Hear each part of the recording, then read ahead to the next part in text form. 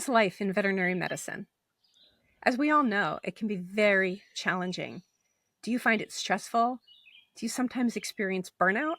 Get overwhelmed with all the cases and the clients who, well, we know sometimes can be a challenge? How is it really for you? And what do you want? Life in veterinary medicine actually can be really great. Do you want to be able to create the physical and emotional resilience that's needed for long-term sustainability? It's available. It's not always easy, but it is available. And if that's what you want, you have come to the right place.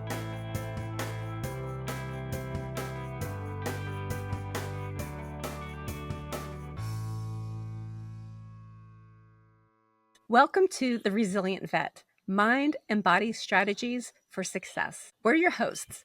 I'm Dr. Jennifer Edwards. And my name is Aaron Shaw. And in this show, we're going to share practical tips and strategies to help boost your physical and emotional resilience. We're going to discuss everything from nutrition on the go, boundary setting, stress management, physical exercises to add the physical durability to the demands of veterinary medicine, and how to create the deep mindset shifts that are needed for the sustainability in this demanding profession.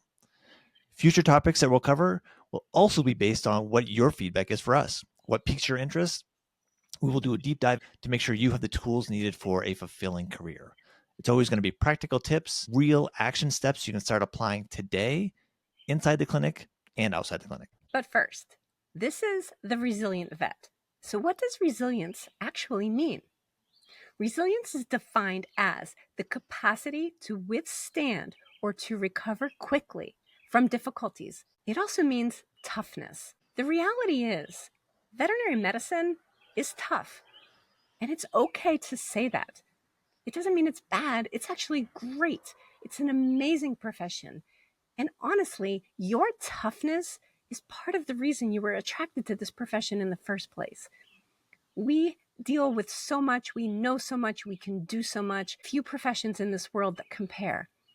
But that doesn't mean it's not also challenging. We are here to help you to be tougher, to be able to sustain yourself, to build a great life, taking care of your patients, interacting with your clients and your teams in ways that light you up, make you happy, and make you want to be here. The animals, the difference that you make is so, so important for the people and for everybody involved. In our show, we will always have a theme of resilience.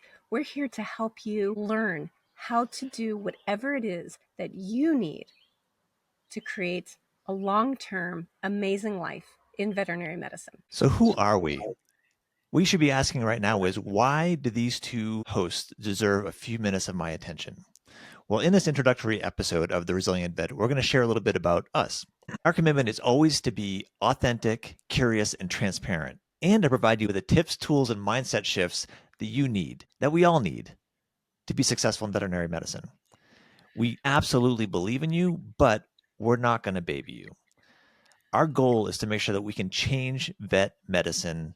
We're going to do this one episode at a time. So Jennifer and I are going to share a little bit more about us. And I'm going to start by asking you, Jennifer, what personal experience or turning point led you to the work that you're doing today? While I started out with a plan to become a clinical psychologist, I ended up shifting gears and became a veterinarian. However, my interest in people and the way we work, our minds and our emotions, in connection with our bodies and our spirit, like all of us as a full package, that interest, more like an obsession, never left. And so I've been studying transformation, self-development, leadership, personal growth in depth for about 17 years. So through my career as a veterinarian and spending 13 years as an owner, I was able to be in that work at the same time, taking programs and working with coaches and reading books and doing the retreats and all the things. And quite honestly, I don't know how I ever would have gotten through without that.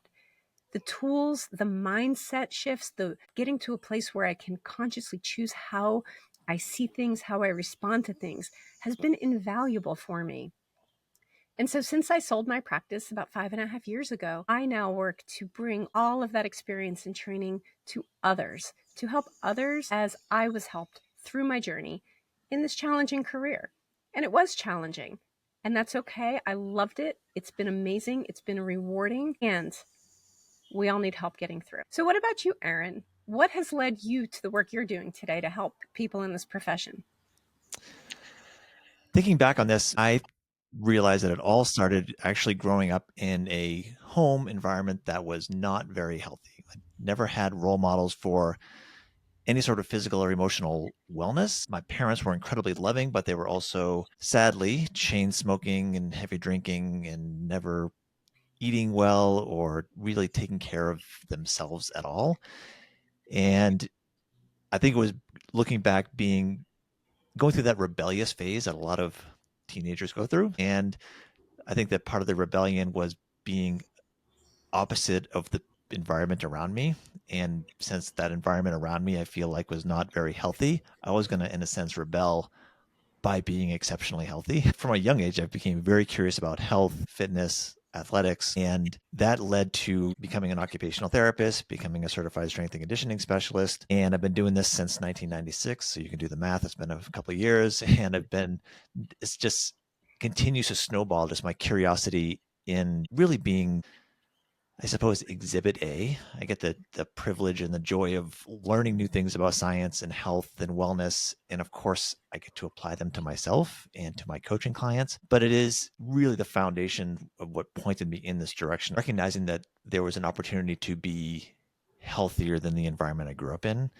And that has just led me to a career that I absolutely love to this day, despite it being almost 30 years ago that I started. Mhm. And now I get the joy of reaping all the rewards by sharing this information. I love that. Thank you so much for sharing. And it just shows how every moment of every day is a choice, right?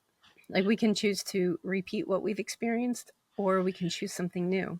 And every day we get to choose again.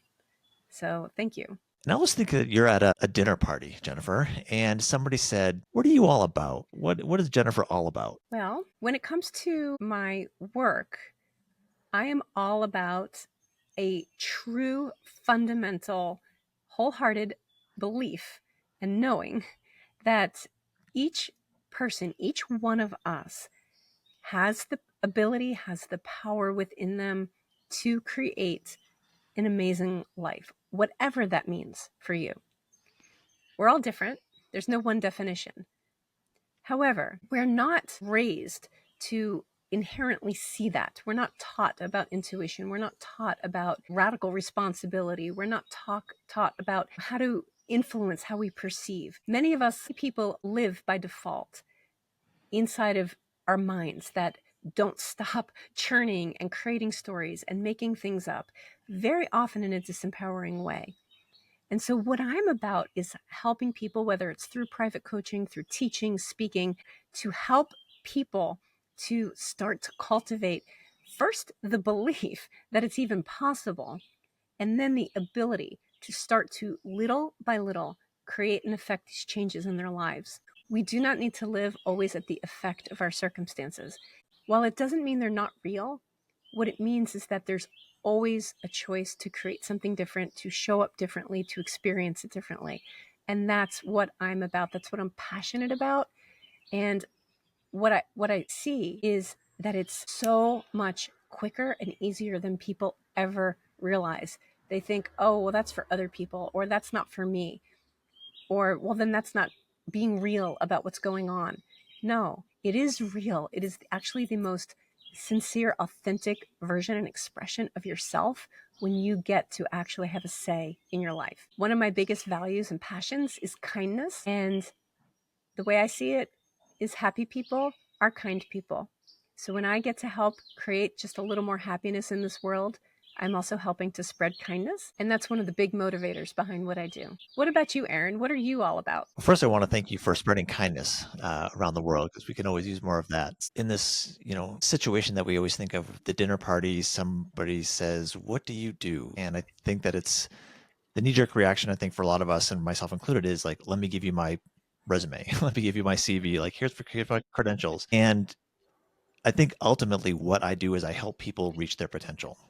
And I help in starting off selfishly with myself. Like, I'm in constant pursuit of education and experiences to help me reach my potential. And to go back to what I mentioned earlier about the kind of the household that I grew up in, I recognize that my family sadly did not live up to their potential because of health barriers and decisions and choices that compounded over time. And what's really empowering for me and it gets me excited is to help other people pursue their potential and recognize that whatever perhaps whatever limiting beliefs they may have or skill sets or knowledge that they can do so much more. And of course, my world is very much the physical and emotional toughness and resilience and durability.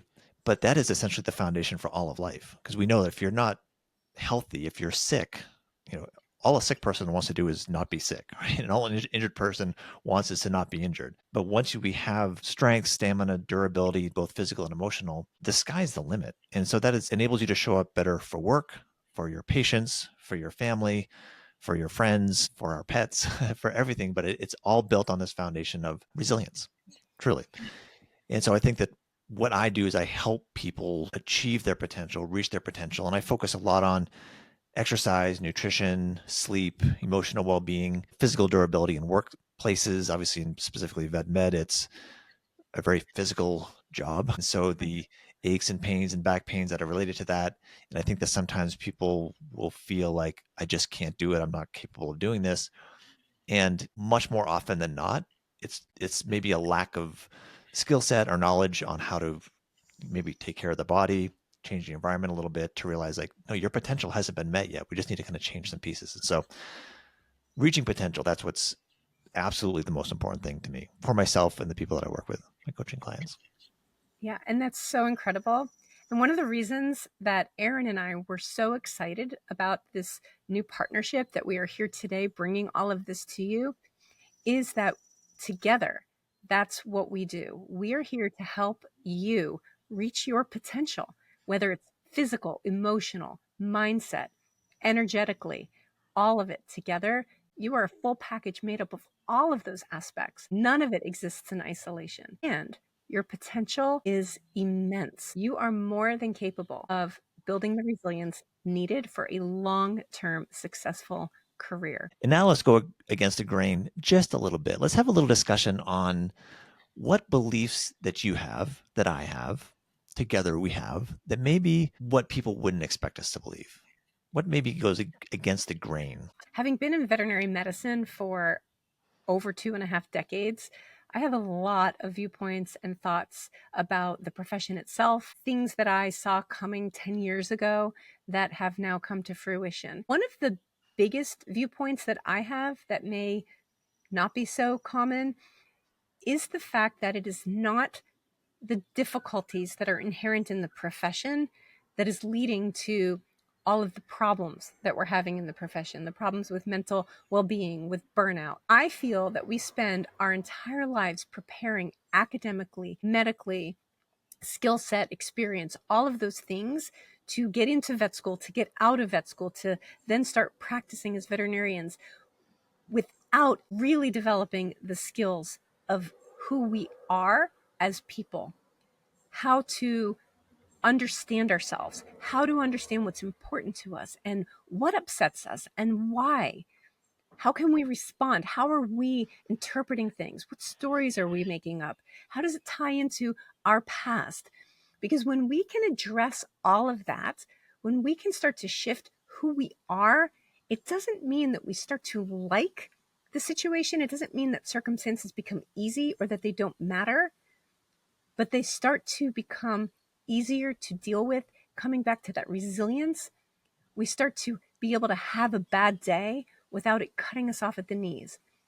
And so I think for me, one of my biggest beliefs, one of my biggest passions is about owning full responsibility. And maybe a not so popular opinion in vet med right now is that there's a lot of people who are living at the effect of circumstances, at the effect of the coworker, the client, the patient, the bad medical outcome, whatever it may be. And while we will never like some of those things, and we don't need to, they also don't have to own us. And we can develop the skills so that we take back our power and intentionally create what our experience will be inside of this profession. What about you, Aaron? What beliefs do you have that maybe not popular or go against the grain of what people are currently talking about out there? I think that veterinary medicine is a sport. It is just like a insert whatever your favorite sport. It's just like football, for example. It is physically demanding. There's stress, there's strategy, there's time constraints, there's high demands, high expectations. And I've actually give a couple of talks to the vet community, and one of them is on body mechanics and ergonomics. And I have pictures side by side. One is of like an Olympic wrestlers bent over and contorted to each other, and the next image is one of two vets working with a dog, and they're literally, the contortions are the exact same. The difference in those images, of course, is that those competitive athletes spend a lot of time in the gym, a lot of time working on mobility, working on their mind game, working on their physicality to do that. So when they go into competition, they're ready for it. And this kind of piggybacks a little bit on what you're saying, that I think that it's one thing to study veterinary medicine or study football or study basketball, study your sports, but there's another layer I think that gets missed, and that is like the preparedness and like really kind of practicing with the toolkit, not on game day or not in the clinic, but how are you fortifying yourself, building resilience, durability for when those demands of those contorted positions or those high stress days, the clients that come in and they're upset, like how are you preparing for that? And I don't think that this is the tough love truth, in my tough love opinion. A lot of people in vet medicine aren't prepared, like they're partially prepared, academically prepared, perhaps understand the concepts of things, but don't invest enough in practice. And again, not to beat the sport analogy too much, but you win games from practice. You just you express what you're capable of during the game. You get to prepare behind the scenes for that. And I think if that generally speaking, the typical clinic that I walk into, there's some nutrition challenges in the break room that could be improved upon, that would improve performance, that would improve cognitive attention span, decision making. There's some physical things that are clearly could be improved upon from the individuals that are providing the physical care. There's managing the stress, the emotional demands that, it's sometimes unclear whether people have really fine-tuned their skill set to manage that person that that pet parent that comes in. I would love it if more people in veterinary medicine would look at themselves as an athlete. And it doesn't mean you need to lift a whole bunch of weight necessarily, but just the concept of needing to be more prepared. And, along with that is, having a community, having hopefully a work environment, or having, podcasts that you can listen to that want to both give you some support, but also I think maybe a kick in the butt to say it's time to piggyback a little bit on what you're saying. There's a time to acknowledge that things are challenging or whatnot, and that's all. It is what it is, and it's time to apply yourself. Erin, I love that so much. The analogy of being an athlete, because at the end of the day, it's true. And that's why we're here. We're here to help our listeners address the who that they are that shows up at work every day, mentally, physically, spiritually, all of it. We're here to give you a hug and kick your butt at the same time, to get real and to help you win at the game that is life. 100%. I'm super stoked to be sharing some information and our experiences, and to get some information and questions from listeners on things that we can help provide to help them with the toolbox, the skill set. And as we already mentioned, we will be fully transparent. There probably isn't an ache or a pain or a challenge that we'll talk about that we haven't experienced ourselves, but it's full transparency, and we're all in this together, whether it's vet medicine and life in general. And we all need resilience and durability in life generally, not to mention what happens behind the doors, in the doors of a clinic. So the Resilient Vet podcast, that's what this is all about. We are grateful for you to have listened through this first episode, getting to know us a little bit more. We promise the following episodes, we're going to dig into the weeds a little bit, give you some practical tips and tools. Any other thoughts come to mind, Jennifer? The only other thought I have is to just welcome everybody, follow us, share the podcast with everybody that you know, and tune back in, because like Erin said, we are so excited. We have lists of topics and ideas that we're going to bring to you to help you and to get you knowing the amazing rock star that you are. So looking forward to it, and we'll see you next time. right, till next time. Cheers.